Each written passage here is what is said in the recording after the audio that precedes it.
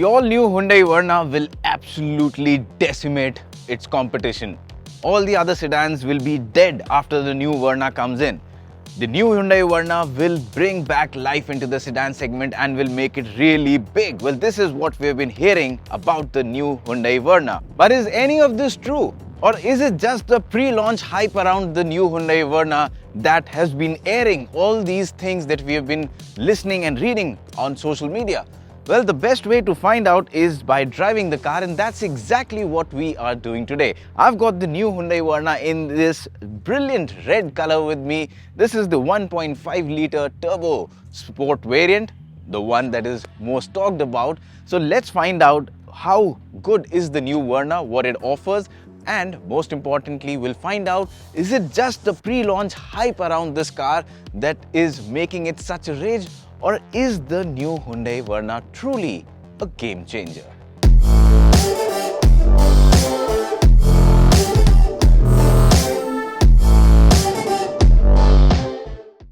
Now, one of the best things about the new Hyundai Verna is its design. Well, this is what created all the hype around this car, and it truly lives up to the expectation. Look at the front, and it is just so different from anything else on sale today. It just looks like a concept car straight into production. So full marks to Hyundai designers for bringing such an aggressive and different design. This LED DRL that runs across the width of the car truly gives it a very good and futuristic look. The aggressive grille design with all these chrome inserts, and again the bumper with all its sharp creases, give the new Verna a very aggressive and a modern look. This of course is the 1.5 liter turbo sport variant, hence you see a different and a little more skirting around the bumper. But considering how sporty and aggressive this design is, I would have preferred 17-inch alloy wheels instead of the 16 one. They look good, but 17 would have looked even better. And now move to the back. Well, while doing so, you will notice this roof line, and it tapers down. A coupe-like effect again gives the car a very nice sporty profile. It's a notchback design here, so again stands out from many of its rivals. The tail lamp has been done very nicely, runs across the width of the car, makes this beautiful edge pattern here and looks really nice in the dark. So overall, when you look at this car, it definitely comes across as a very sporty and an aggressive, good-looking car which stands out from its rivals. And if you are looking for a great-looking car which turns heads wherever it goes, I think the Hyundai Verna tops the list in its segment right now. And now let's talk about the cabin of the new Verna. Now, when you look at the overall layout of the cabin, it has been done very nicely, comes across as a plush, modern and a very upmarket interior.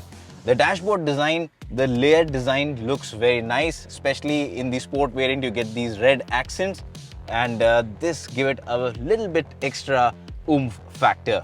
The soft padding here, again, it feels good to touch, gives the car a premium feel. And even the plastic quality in the lower part of the dashboard is pretty good. So you don't get any feeling of some sort of a cheap material inside. You get a very nicely designed door panel with these ambient light inserts which look nice, look pretty much like the claw marks from probably a Wolverine's claw. Looks different, looks nice. Now you can also see a lot of inspiration coming in from the Ioniq. Just like the Ioniq 5, you get a one-piece unit here in terms of the central screen and the instrument cluster. Of course, these are two screens, but the panel is one, slightly focused towards the driver. This is a 10.25-inch touchscreen. Nice touchscreen. It's got good resolution, nice display, and the user interface is simple, easy to use. Android Auto, Apple CarPlay support is present. The steering wheel, again, just like the Ioniq 5, you've got a two-spoke design, so it looks very different from the usual steering designs which have a three-spoke and a flat bottom layout. So this looks different. I personally am not a very big fan of it. I would have preferred the three-spoke layout. It feels a little odd, but then again, it's a personal choice. So no complaints there. The instrument cluster again is fully digital, gives you loads of information. You can customize it to see what you want. So again, does its job very well on that front. Now, one of the key talk points in the new Verna has been the switchable controls. Now what this means is, what I have right now in front of me is the panel where I see two rotary buttons, and these are for controlling the climate control right now. But at the press of a button, I can change what these buttons do. This no longer controls the temperature, but now has become the button for volume, and this has become for changing the file directory. So this is an interesting feature. Again, I think it will keep a lot of people busy. In terms of feature, the Verna is packed to the gills. You get an electric sunroof. The seats are cooled as well as heated. You get a steering wheel with all functions here, including cruise control, your audio telephony, and controls for the instrument cluster. Beyond that, also the adaptive cruise control and your ADAS functions. So all of it is here. You get a wireless charging tray, and you get a USB support as well as Type-C support, along with a 12-volt socket here. So all kind of devices this car supports, and that's something really good.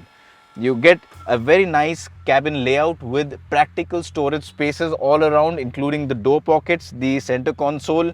And if you look at the overall cabin layout, the seat quality, the seat design, all of it just fits perfectly with the premium positioning of the Verna. Now keep in mind, the Elantra has been discontinued in India, and it is now the Verna which is rising up to the occasion and trying to fill up that gap. So the Verna is going more premium, and its cabin is in sync with its more premium positioning. Now, rear space and the rear seat in the new Verna has always been a big pain point for this car. But with this generation, finally Hyundai has resolved the problem. Like I said earlier, this car is longer, wider than its predecessor. It has a longer wheelbase, and as a result of that, you get a lot more space. Now with the driving seat adjusted to my driving preference, I'm 5 feet 8 inches for reference. You can see I have a lot of knee room, lot of leg room, and again, if I look at the headroom, despite the coupe-like roof, I have a good amount of clearance here. So yes, in terms of space, the car finally is right up there with its rivals now. The seat, well, this is where the Verna scores really well. It's got very good cushioning, and the under thigh support is spot on. Now this is an area where many other cars fall short, but the under thigh support in this car, at least for a person of my height, is pretty much spot on. The rear backrest angle is good, and you've got this nice cushion armrest here. You get two Type-C sockets here and rear AC vents. Overall, I think a very comfortable cabin, and like I said, once again, the pain point that has been across Verna generations has finally been addressed. Alright, now before we go ahead and tell you more about the new Verna and how it drives, well, if you've made it this far, you definitely are finding this video to be useful. So please do share this video, do subscribe to our channel, press that little bell icon so that you can stay updated with all our forthcoming videos, and like it as well. And now coming to the performance of the new Verna, well, as far as engine options are concerned, you can choose between a petrol and a petrol because there is no diesel anymore. So there is the old and trusted 1.5 litre naturally aspirated engine carried forward from the Verna. Of course, has been tuned and calibrated for this. It gives you the 115 PS of usual output, and you can get it with either a CVT or a manual gearbox. But the one that we are driving, well, this is the star of the lineup. This is the 1.5 litre turbocharged petrol engine, and here also you can either go in for a 6-speed manual transmission, or you can just put in some more money and get the 7-speed DCT, which we are driving right now. Now, how's it to drive? Well, to start with, the 1.5 litre turbo packs in quite a punch. It's got a 160 PS of power output, over 250 Newton meters of torque, and that's not just good numbers on the paper, but on the road, right from the word go, this car performs very well. Off the line, there is very little lag, and the turbocharger comes in pretty quickly around say just under 2000 RPM. So that means you get a very good acceleration, and of course this 7-speed DCT does its job very well. So that also does a good job of masking any lag that is there. The shifts are quick. It's probably not as quick as some of its European counterparts, but still it's a fairly quick transmission and does the job well. You've got paddle shifters also if you want to take control yourself of the gearbox. So on that front, it's got pretty good hardware. The engine, like I said, it performs very well off the line, and even your in-gear acceleration is very impressive. 0 to 100 is dispatched very quickly. According to our testing, you can do it very easily under 10 seconds, and even getting up to high triple digit speeds is a breeze. The car does not feel stressed. Even if you're trying to cross, say, 160 170 kilometers per hour, it can easily do that. You can cruise all day at 120 kilometers per hour. Now right now we are driving on the Delhi Mumbai expressway, the new expressway that is open, and I can just put it into 120 kilometers and just sit comfortably, no stress at all. What really makes things better is that this comes with level 2 ADAS, so it gets a wide array of functions that assist the driver and ensure that your driving experience is safer. So this kind of prevents accidents from happening. So it tells you to be in the lane. If you're veering off the lane, it gives you an audio warning, which will be this, because I just switched lanes, and it will also help you to be in the lane.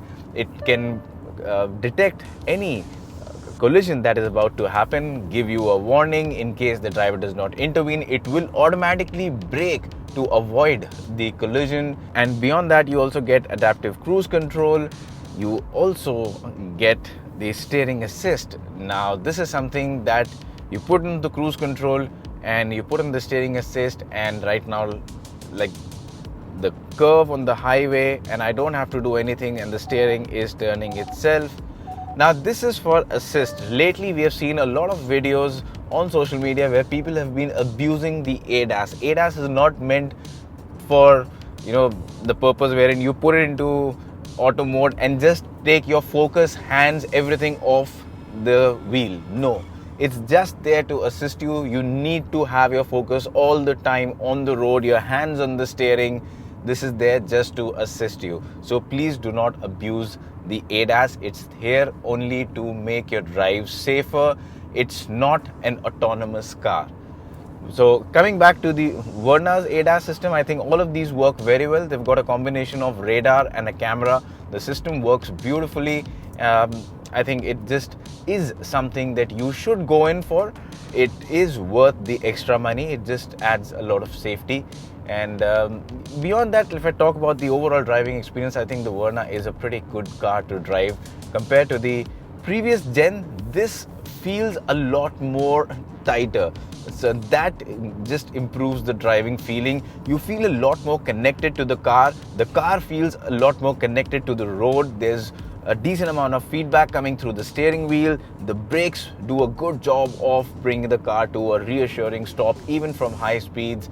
And you get some amount of feedback from the brake pedal as well. Also, let me tell you more about its ride and handling. Now, if you compare it to the older Verna or its rivals, this one feels a lot more stable. And going around corners, I think the Verna generation over generation has improved massively. But this one feels very comfortable taking high-speed corners.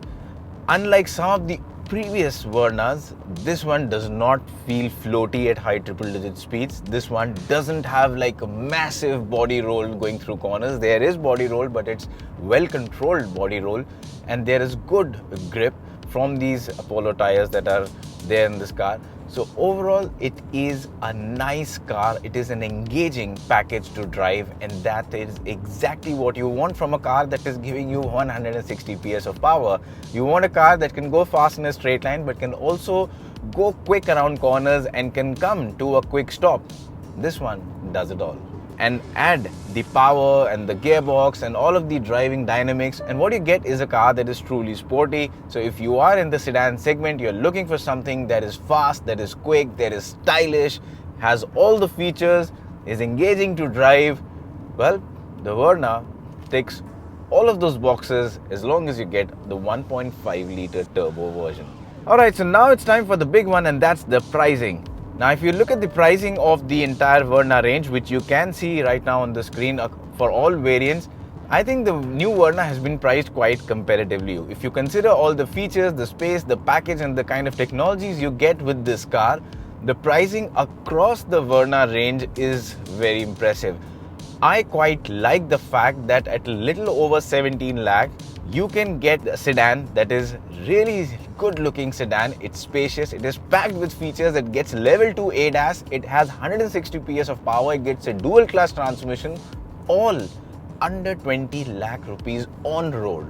So I think the Verna definitely offers a very good package, and like I said at the beginning, few years back I wouldn't have believed that I would have said this, but yes, not just for family or practical usage. If you are a driving enthusiast, if you want a car that looks good, feels good, packs in quite a punch and is great to drive, the Hyundai Verna is definitely a car that you should consider.